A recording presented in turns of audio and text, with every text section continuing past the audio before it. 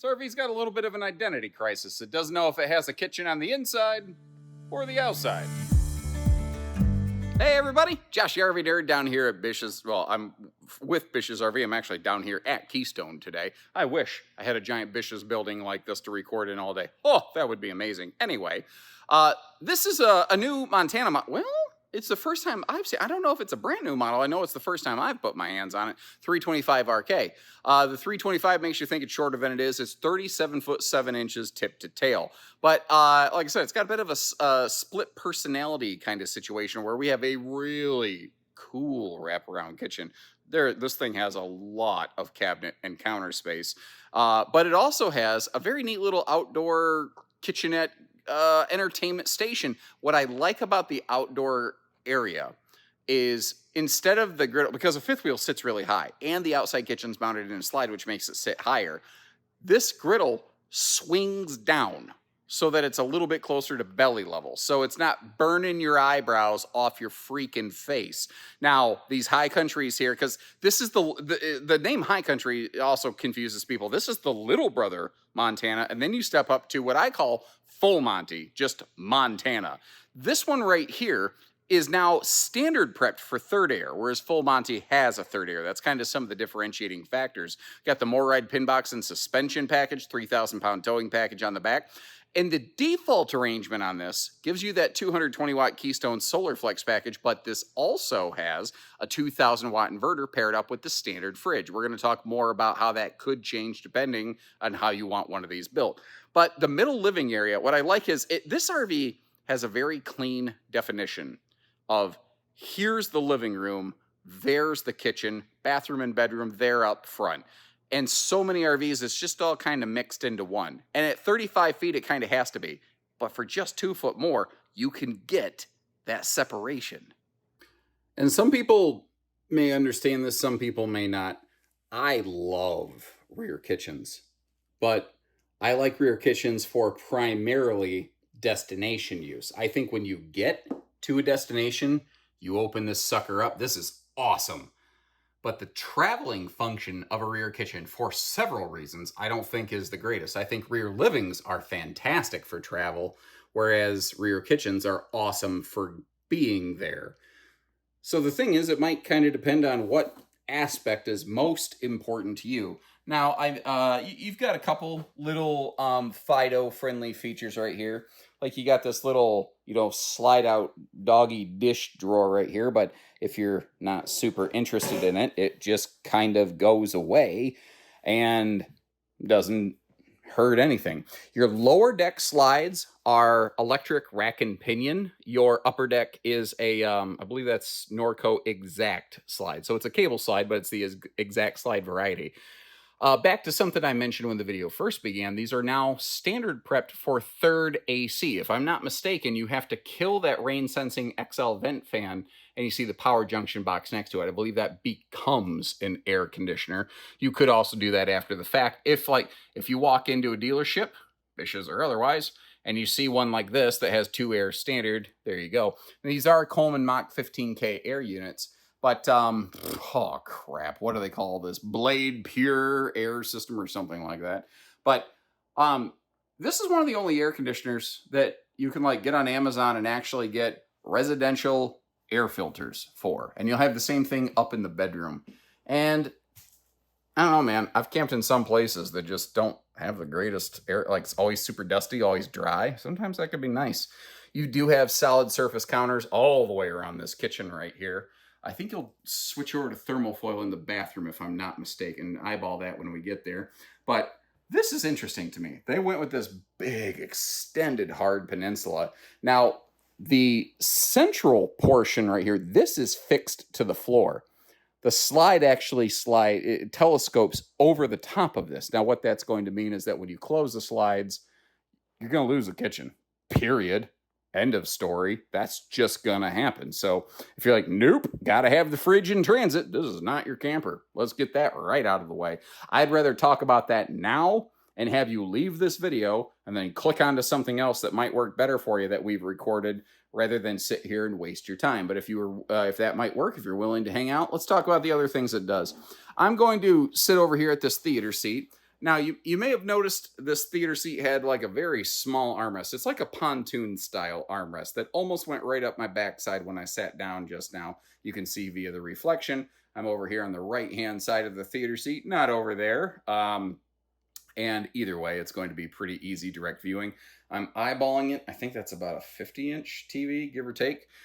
Sometimes people ask what's the biggest TV? I don't know. Manufacturers don't tell us that. There's not like there's not a chart that says maximum TV size is. That's just not a thing. I didn't notice this initially. Sorry, my brain paused there. How? Probably because my brain's too hot. How did I miss this initially? Holy cow. I wondered. I'm like, you've got a camp kitchen entertainment station down below this. That's why the bottom section is all paneled off. But why would they waste all the space above it? And then I just got kind of looking at where all the woodwork meets up. I'm like, there's got to be something back there. It's kind of like one of those TikTok videos where some girl like there's that one where the girl finds like a hidden apartment behind her bathroom mirror, which sounds like the beginning of a horror movie, by the way. Sounds like a great way to get, like, that's a good time for a good old-fashioned murdering right there. Perhaps a down-home stabbing. Big-time campsite window coverage. Did you notice that table was a no-knee knocker as well?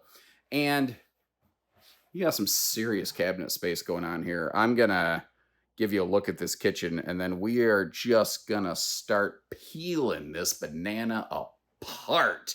I almost said layer by layer, but that would be an onion, not a banana, now wouldn't it? Well, I was going to open the cabinet door for you above the microwave, but it does not fight gravity. Instead, it fights me on this video right here. Wraparound kitchens like this, sometimes you have to close drawer A to open drawer B, but overall, they used every little bit of space they possibly had available on this thing right here. Yeah, really just nothing gone to waste whatsoever. I haven't opened the cabinetry. I'm curious to see what we'll find under the sink. Now, it's not lost on me that the way that I phrase that, it's almost like I expected to open that and be like, wow, it's a unicorn, or, One-Eyed Willie's lost treasure from the Goonies or something. What I did find was a wastebasket and a couple solid surface sink covers. Now they got the shipping plastic on them, so they don't look perfect right now, but I don't own this RV. I don't necessarily want to go through and peel everything off. This has got to still get shipped out to somebody. So I'm going to leave it in as factory fresh-ish condition as I possibly kind of can. Let me get this guy out of the way down here. Big space going on down there as well. Nice big open spaces on this. By the way, I like that easy reach power outlet, and that's built into the wall of a laminated slide. That's a lot harder. Manufacturers have to really plan accordingly for that. So I'm really glad to see that they were sort of up to the challenge, effectively, as it were. Now, as we keep working our way around here, I mean, this is like crazy how much cabinet space is in this thing. And your drawer, oh, that's potentially a problem. That fuse box right there, I don't think you're going to be able to get to that when the slides are closed unless you climb over an island. Now, the only time that matters is if you pop a fuse while the slides are closed. And I've only had that happen a few times, but I've had it happen. And that just isn't fun. Now, you saw in our early preview footage, most of the time when manufacturers give you this cute little like vent hood dressing, it's totally eye candy. It's a complete waste of functional space. Montana still needed storage, though, and it still has a stovetop vent hood. They gave us and instead of or. And I also just noticed something else. I mentioned earlier, if you add the third air, you kill that XL vent fan. The good news is that because this rear kitchen located over here, Montana knows that. I forgot, they always add a second one of those just in case you do add the extra air conditioner so that you can always get that good airflow. Now, quick conversation, quick side note, we got to talk about the refrigerators in a little segue here.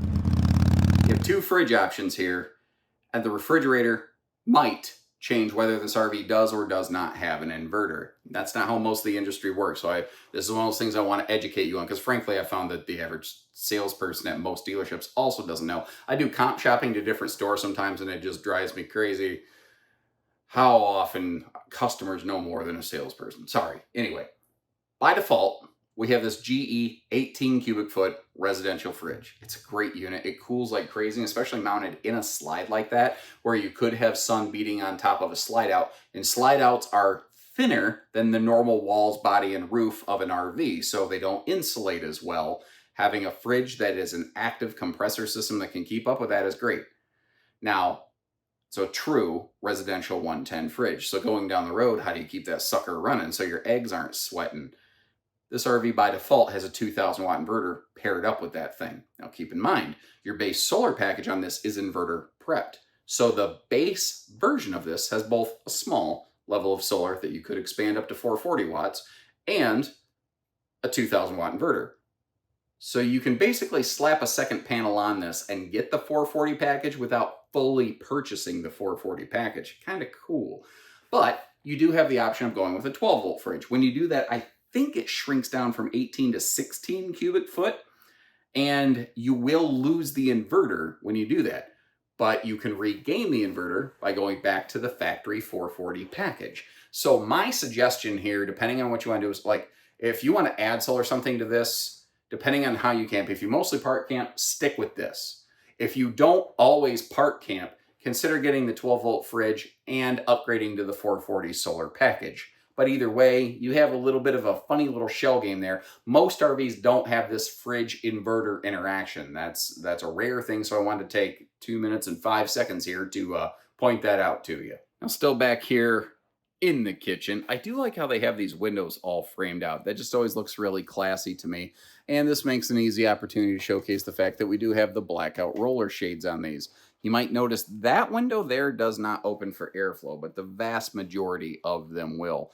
I do like this campsite overlook window right here. I think that will be a very handy, beneficial thing for you. And before I forget, that table does have a little extension leaf. I just don't have that pulled out and deployed yet. We already kind of looked at our electric space heating Tootsie Toaster. Now that thing looks huge. It's the same like 5120 or whatever BTUs, 5000 BTU heater. That's 4,777 BTUs. Sorry. The size of the glass in the front does not denote the heat capability and output of said unit. So kind of keep that in mind there as you go. But what I like about this is, once again, we kind of walked in, we sort of sat down in the living room a little bit, but we really focused on the kitchen. You have very clear definition of kitchen versus living room. And I think it's because you have the great wall of countertop over here, creating such a clear division. Now, that requires the RV to have that separation. You need a little bit more space in the RV. If you're like, it's just a little bit longer than I wanted. If you go back, there's plenty of RVs that are like 35 feet and have many similar features, but you will have more of a kitchen and living room wombo combo, whereas this has separate kitchen and living. Now, I sort of mentioned this earlier. These are 110 recliners, by the way, with some USB plugs built right in the armrest. But this guy, you can plop right out of there if you are so inclined. Theoretically, if you wanted to, you could move that over to this hide-a-bed over yonder if you were so inclined for whatever reason, which I've kind of simulated by shoving down into the cushions that extend on that trifold. This lays back pretty decent, actually. I may or may not have taken a minute to sort of kick my feet up. I didn't necessarily want to get up either. Notice the loose cushions, the back cushions off that hide-a-bed you got to put somewhere, I guess. Now, this storage up here, you're going to have to basically climb on the couch to get to it. But I noticed something. Up top here, we have this power outlet and that plug. And I got looking at it, and I realized that's Starlink prep. That can give you a place to run the Starlink modem inside, and climbed up on the roof. Basically, they made it easier to just plug that in and go Starlink if you want to. I thought that was a nice touch. This is also very easy to miss. It's one of the things you pick up when you move from Cougar into high country You see that black box with the yellow sticker on the left side? That is a central vac system. Now, behind the simulated floating steps, that's actually, I believe, your furnace air intake. And that's all cool. There's little things on this RV, though, that drive me crazy. This one's easy. It doesn't have a window, or Jesus please us. It doesn't have a privacy shade in the window. It can be fixed, though, for like 40 bucks. No tools required, easy. I don't say stuff like this a lot, but I hate this bathroom entry. I don't like this at all. This drives me crazy. This swinging door arrangement right here instead of a sliding door. Because here, I mean, it's just not easy to navigate. And here's what I mean. So to walk you through this, because like this bathroom's going to be murder for me to put on camera. I haven't even figured out how I'm going to do it. I might have to flip over to wide angle mode, which I hate. But to get to the toilet, I have to come in here. I have to basically get in the shower, close the door behind me, and now I can get over here and I can sit on the toilet.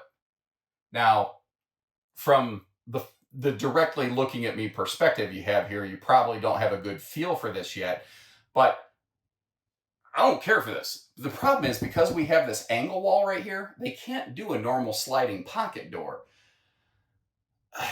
So if someone wants to look at this and come up with a solution, I would love to share that with the Montana team because I don't like this. All right, so let's figure this out. How am I going to do this? I'm standing in the shower still. I just stood up and turned around. Here's a look at me on the porcelain foot flush toilet. I know that's the thing you wanted to see this morning. You woke up like, oh God, I hope I get to see that sweaty guy sitting on the toilet. Said nobody ever. But if you look over here, this is what I was saying. You have this angle wall, which just doesn't play nice like if you want a sliding door. And you're like, well, what about on the other side of the wall? Well, there's wiring stuff. There's switches over there on the other side of the wall in the hallway. So they can't do that either. So instead we get this thing. Now, I basically have my butt in the sink to get you this footage. And I know that the tonality of my video has suddenly shifted. I'm normally a pretty happy-go-lucky guy. I've lost my cherub-like demeanor, but you get the idea. That slot right there, I think, is probably where I'd keep some extra stacks of some toilet paper and whatnot. But giving you a up-close and personal look at the linen storage right here. The linen storage actually executed very well. It's just, once you're in the bathroom, it's fine. But it's like, you got to go through some bathroom yoga Olympics to kind of do it effectively. I do appreciate the upgraded shower head. Cougar, Montana, bunch of brands seem to be doing that now. And if I'm not mistaken, they do at least offer the option from the factory of upgrading the bath fan. All right, so backing out into the hallway here a little bit. The headroom in the shower, let's have you look on the right side of the screen for that. Headroom in the shower was perfectly fine. The other thing I noticed, stepping up from Cougar to High Country, you do gain a full solid one-piece fiberglass shower enclosure. It does have a little corner seat pocket over there, by the way. Now, down in this region, we do have some, I mean, pretty standard, but solid storage under the sink right here. Quadruple drawers down to the floors there, though. Again, it is a little tricky for me to get on camera. The bathroom works fine once you're in it, but camera work is not easy. We did jump back to thermal foil counters. I wanted to verify that. These corner faucets visually give people a heart attack sometimes. They think they're going to splash water everywhere. Maybe some people do. When I use them, even as a klutzy person, I've never found it to be a problem. When I ask the question from existing Montana owners, hey, has that corner faucet ever caused you problems? I don't recall anyone ever being like, yeah, that thing's terrible. I never want to use that again. Now, High Country does not supply a bedroom TV. Full Monty, Montana will. Either way, though, you will still enjoy prep and capability for a stackable washer dryer, if not just a scientific crap ton of front closet space, as you can see right there. Now, once again, you do have that filtration capacity on your air conditioners up here. This is also, if I'm not mistaken, that's all hardwood slide fascia and window treatments, like the valances are all hardwood boxing instead of cardboard and staples, which is nice. Now, if you look over here, it's kind of easy to miss. Like this side has the inverter prepped household outlets. Over here, we have household outlets and some USB plugs. It's weird to me that the other side doesn't have the USB plugs. Then we have more household outlets down yonder way. Almost every Montana I've ever seen seems to have a king bed. I believe you can option down to a queen, but I don't tend to see that a lot. The thing is, it's very easy to convert this over to a residential true queen because the box under the bed is queen size. You notice how that wood decking sticks out further? You shave a chunk of the decking off, there you go, macaroni. That's what you call it. I don't know why. But let me get you around the corner here a little bit. I haven't done the best job of showcasing the other wall on fifth wheels lately. Of course, I got the bed in the way. Hold on. Oh, God bless it. Good Lord. You'd think it was the first time I'd ever done this. I've only done like almost 8,000 RV videos, and I still stumble over myself like a complete idiot half the time. There you go. Look at the rest of the bedroom. Something else here to point out? The headroom in here, I looked right at that like, God, I'm stupid. But the headroom in here, it's not terrible. To give you an easy reference point, get right below this air conditioner. I'm representing about 6'2" on camera. I'm slightly short in that, but I'm wearing some crazy thick-soled Hoka shoes, and it puts me up a little higher in the sky. Thankfully, I don't have a whole lot of scalp there to, bump into things, but you get the idea.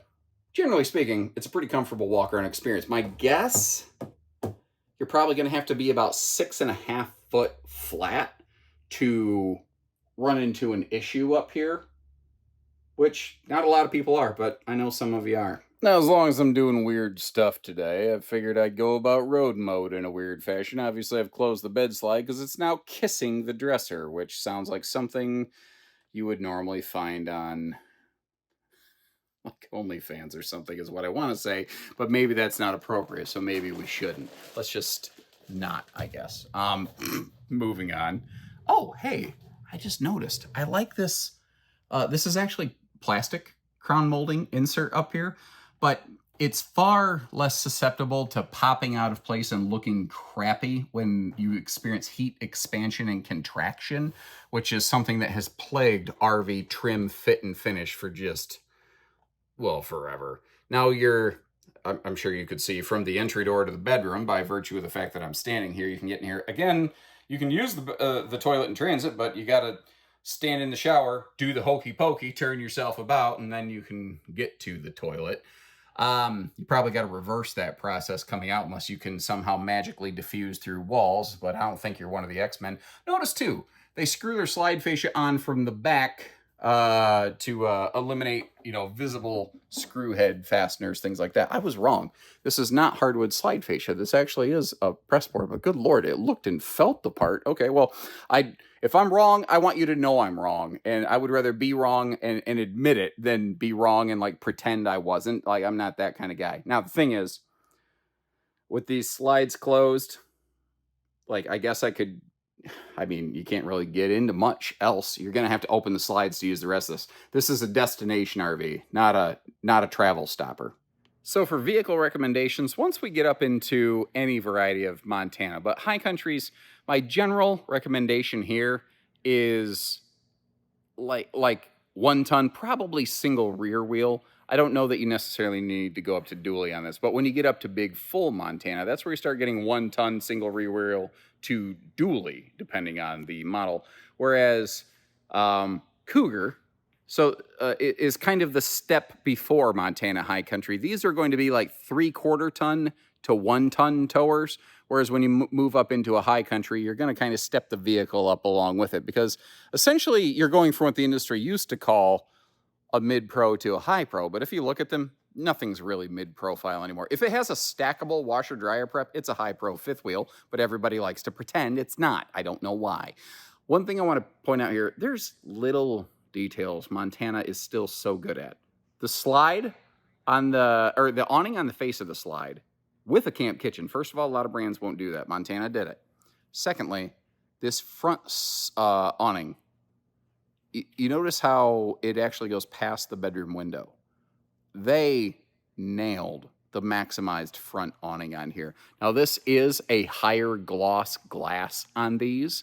Let's look up front here. A couple things. First of all, we got our MORryde shock dampening pin box. That'll go along with the MORryde CRE 3000 shock dampening suspension treatment. Working our way over here. By default, high countries, you're not going to see like generators in them, but they do leave room in the front. If you wanted to put a generator in there after the fact, you could. I tell you this, it's probably going to run north of $7-8 grand to do it, but it can be done. That big silver object in that front compartment, though, let's talk about that.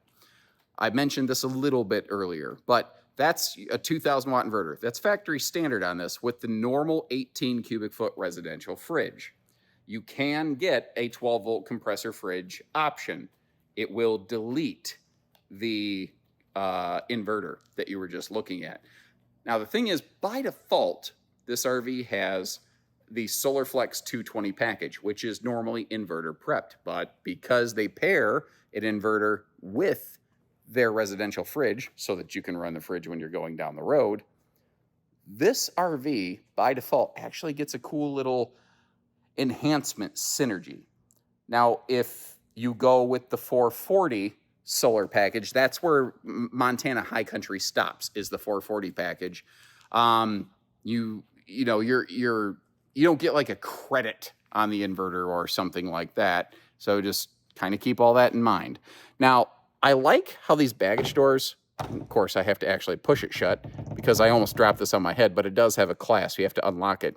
But you do have the ability, if you want to reapply gas struts. They always prep their doors like that on Montanas. Obviously, we got this big quad stable step, and I don't know that it applies much to this floor plan, but I talk about it all the time.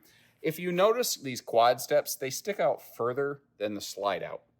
So on a lot of RVs, when it comes to road mode function, if you can open the steps and get to the control panel, theoretically, you can probably open a campsite slide. Again, it doesn't really have much to do with this floor plan, but to sort of teach you how to fish. Now, this is interesting right here, and I don't know why my voice just jumped an octave. I wrestled with it a little bit. It doesn't feel like that's a swing out TV. It might be, but I'm always gentle with stuff that I don't own because I don't want to break it and buy it. That whole you break it, you buy it rule, that's how I got my first 2 cats, and I don't really want to go back down that road. And right now, someone's like, what did he say? And PETA's about to lose their mind, and it's a joke. But this right here, notice how the griddle sits significantly lower than the drawer that it came out of. It actually swings down. So it's just below belly level for my bulbous body. And I like that because a lot of times when you have any sort of camp kitchen entertainment center on a fifth wheels already ride so darn high. And then you figure it's in a slide out, which is now even further above the floor of an already riding high fifth wheel. The fact that that griddle comes down, I think it's kind of cool. I thought that was actually really smart content. And again, it's not like maximum campsite window coverage. They have other models that'll do that, but where you're in the kitchen and the dining, still not bad. Not bad at all.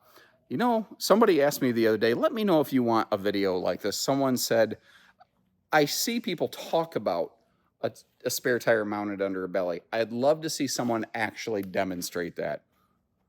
I'm not saying I'm opposed to it. If I get enough people wanting me to do it, leave me a note, let me know. Maybe that's something I'll put on the little dream board, as it were. And when I get an opportunity one of these days, I'll crawl around and make that happen. It's not awesome. I tell you that. The belly-mounted spare tires are not awesome.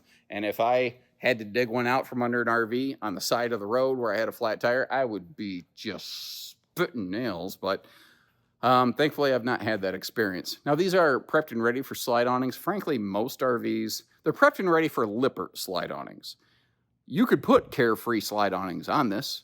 It probably wouldn't use, like I've seen some people get Carefree slide awnings applied to an RV instead of the Lippert Solera variety, and they're like, wait a minute, you didn't use the brackets. You don't necessarily have to. There's more than one way to skin a cat.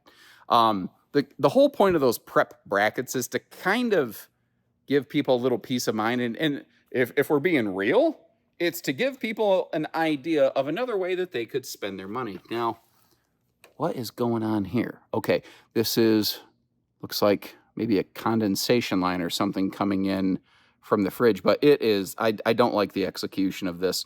And the guys that I know from Montana are like, did you really have to put that on camera? And I'm gonna ask them, did you really have to do it that way? I'm sure they'll get this addressed, but I don't like how this drip line here looks. Now this back here, that is a gray tank outlet, because we have a kitchen all the way in the back, your bathroom way up front past it. They just weren't able to cross plumb everything. I actually asked them, they said they looked into it and they just couldn't do it. So you do actually have extra gray water capacity. Now this is a floor plan I personally feel is going to work best at a park destination site. Doesn't mean that you have to use it that way. That's just how it feels to me. And in that respect, I like the extra gray water capacity. Now, I don't like needing to hook up 2 sewer lines, but I don't know. It's camping, man. I make do with stuff. Now, if I was going to be full-time in something, I might offer a little more specificity. If you're going to be just camping in something, I'm not as picky. But then again, I don't think a lot of people are considering purchasing a Montana because they're just sort of interested in doing this. I think it's the difference between the chicken and the pig on the breakfast plate. And it occurs to me you may not know what this weird statement I just made means. If you think about a breakfast plate where you got some bacon and eggs sitting there, the chicken has an interest in what's on that plate, but the pig, well, the pig is committed. Now are you hearing that? Whoop! Wicked echo in this building. Wow. Anyway, all I know is I can't stand that guy talking back at me. I'll leave you links in the video description to double check pricing and availability on these. And let me know what you think. Now, I like what's similar to this? Grand Design Influence has something similar. North Point just came out with something similar that's juiced up really hard. That's a really good model. And there's a couple of decent rear kitchens that are out there. I'll try to remember some model numbers and leave you links down in the description, along with a link for pricing and availability on this one. So when you're ready, we're ready. I'd love to hear from you and what you think about this, or which one you think I should be recording next. So take care, stay safe, have fun, and happy camping, everyone.